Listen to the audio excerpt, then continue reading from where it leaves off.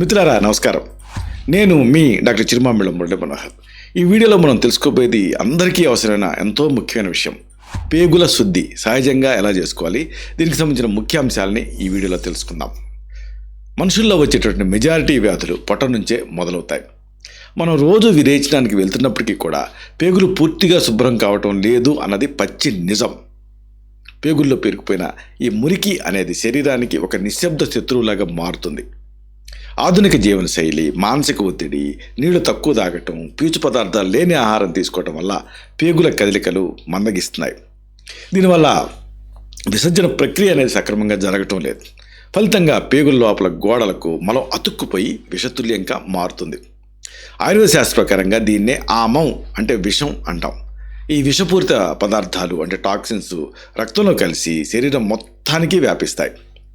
మన పేగుల్ని ప్రకృతి సిద్ధంగా ఎలాంటి దుష్ప్రభావాలు లేకుండా ఎలా శుభ్రం చేసుకోవచ్చు అనేది తెలుసుకోవటమే చాలా ముఖ్యం. ఇదే ఈ వీడియో ప్రధాన ఉద్దేశం. ఈ పూర్తి వివరాల్లోకి మనం వెళ్దాం. నిశ్శబ్దంగా పొంచి ఉన్న ముప్పు గురించి మీరు తెలుసుకోవాలి. పేగుల్లోని పాత వ్యర్థాల మీద మీకు ఐడియా ఉండాలి. చాలామందికి ఉదయం విరేచనం అయిన తర్వాత కూడా పొట్ట తేలికగా అనిపించదు. గ్యాస్, కడుపుబ్బరింపు, రోజంతా అసౌకర్యం లాంటివి వేధిస్తూనే ఉంటాయి. పేగుల్లో 2 రకాల సమస్యలు ఒకేసారి జరుగుతాయి. ఒకటి, విసర్జన తర్వాత కూడా పేగులు పూర్తిగా ఖాళీ కాకపోవటం. రెండోది, ఈ పాత వ్యర్థాలు పేగుల గోడలకి అతుక్కుపోవటం. మన పేగులు విసర్జన సమయంలో పూర్తిగా ఖాళీ అయ్యేలాగా ప్రకృతి సిద్ధంగా మామూలుగా రూపొందించాయి, అంటే అవి అలాగా డిజైన్ అయి ఉన్నాయి. కానీ ప్రస్తుతపు అలవాట్ల వల్ల ఈ సమన్వయం అంటే ఈ కోఆర్డినేషన్ అనేది దెబ్బతింటుంది. దీనివల్ల కొంత మలం లోపలే ఉండిపోతుంది. ఇది కాలక్రమేణా గట్టిపడి లోపల గోడలకి అతుక్కుపోతుంది.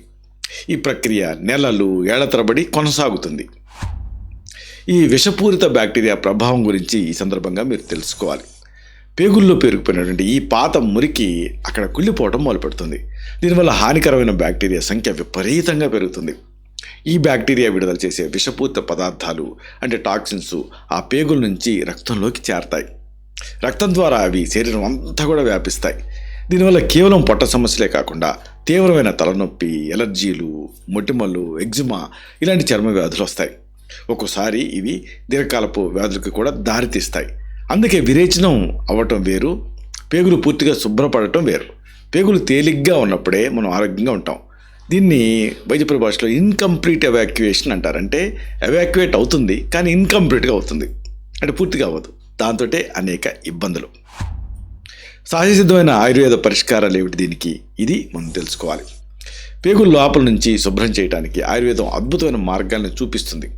ఇవి పేగులపైన ఒత్తిడి తీసుకురాకుండా సహజంగా పనిచేస్తాయి. ఇలాంటి వాటిలో ముందుగా మనం చెప్పుకోవాల్సింది అభయారిష్టం సిరప్ గురించి. పేగుల శుద్ధి కోసం ఇది ఒక పరిపూర్ణమైన మార్గం. ఇది కేవలం మలబద్ధకం అంటే కాన్స్టిపేషన్ తగ్గించడానికే కాకుండా మొత్తం జీర్ణ వ్యవస్థని మెరుగుపరుస్తుంది.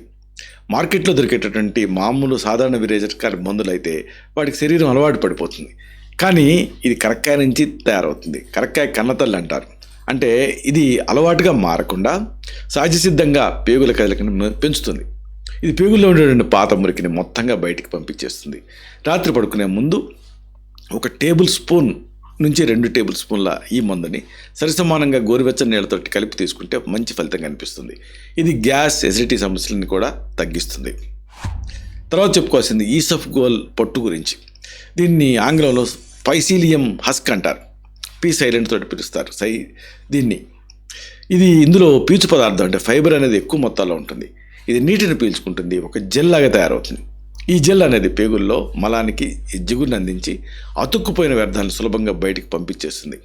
1 టేబుల్ స్పూన్ ఈసఫ్గోల్ పొడిని గోరువెచ్చని నీళ్లు లేదా పాలతోటి కూడా కలిపి తీసుకోవచ్చు.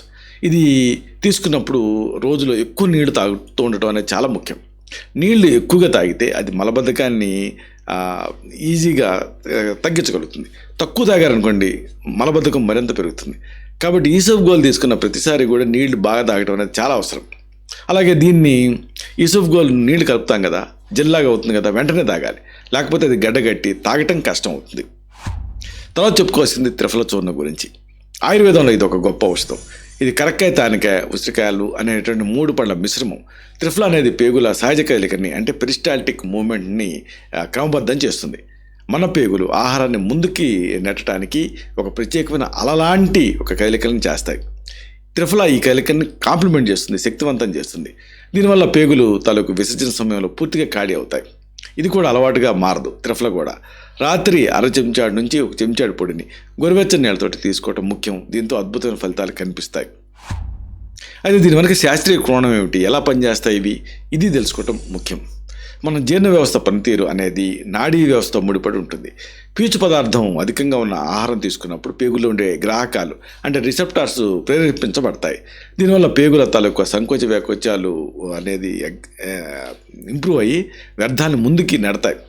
ఆయుర్వేద మూలికల్లో ఉండేటువంటి ఆక్సీకరణ నిరోధకాలు అంటే యాంటాక్సిడెంట్స్ ఆ పేగుల లోపల వాపుని ఇన్ఫ్లమేషన్ తగ్గిస్తాయి. ఈ పదార్థాలు పేగుల్లో ఉండేటువంటి మంచి బ్యాక్టీరియాని అభివృద్ధి చెందిస్తాయి, కాంప్లిమెంట్ చేస్తాయి. దీంతో జీవక్రియ అంటే మెటబాలిజం అనేది మెరుగవుతుంది. ఈ సహజ మార్గాలు పేగుల్ని బలవంతంగా ఖాళీ చేయించకుండా వాటిని పనిచేయించడానికి ఒక ఎన్విరాన్మెంట్ క్రియేట్ చేస్తాయి. అంటే వాటిని తిరిగి పనిచేయటం నేర్పిస్తాయి వాటికి. అయితే దీనికి సంబంధించి ముందు జాగ్రత్త చర్యలు ఏమిటి, అలాగే జీవనశైలి మార్పులు ఎలాంటివి చేసుకోవాలి, ఇది మీరు తెలుసుకోవాలి. ఏదైనా ఒక ఔషధం వాడే ముందు ప్రాథమిక జాగ్రత్తలు అవసరం.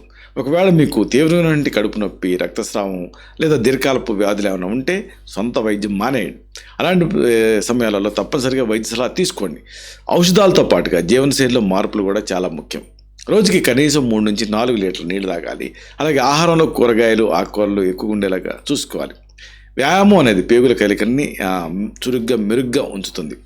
నిరంతరం కూడా కూర్చొని ఉండటం వల్ల పేగులు సోమరుగా మారుతాయి. కాబట్టి రోజువారీ నడకని అలవాటు చేసుకోండి. ముగింపుగా ఒక ముఖ్యమైన విషయాన్ని మీకు మనవి చేయాలి.